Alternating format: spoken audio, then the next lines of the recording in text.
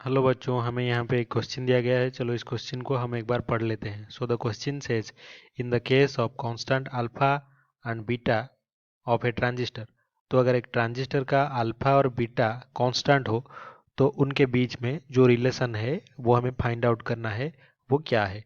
तो सबसे पहले हमें क्या पता है वो लिख लेते हैं। तो we know in a transistor, तो वहाँ पे अगर हमारा कॉमन बेस कनेक्शन है और एक कनेक्शन क्या हो सकता है, कॉमन एमिटर। तो कॉमन बेस में जो करंट गेन होता है वो क्या होता है, alpha is equals to I C divided by I E, यानी कि collector current divided by emitter current.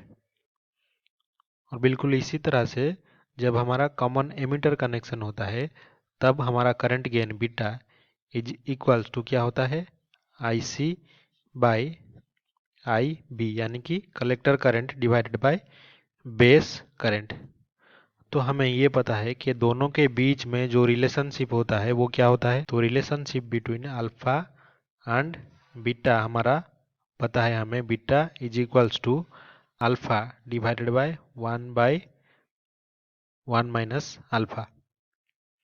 और हम ये भी लिख सकते हैं कि जो अल्फा है वो equal to beta by beta plus 1। तो यहाँ पे इस रिलेशनशिप से ये क्लियर हो जाता है कि जो अल्फा है वो लेस देन 1 होगा और जो बीटा है वो ग्रेटर देन 1 होगा।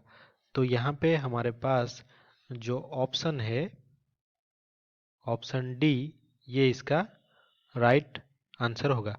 तो आई होप कि आपको ये समझ में आया होगा। Thank you.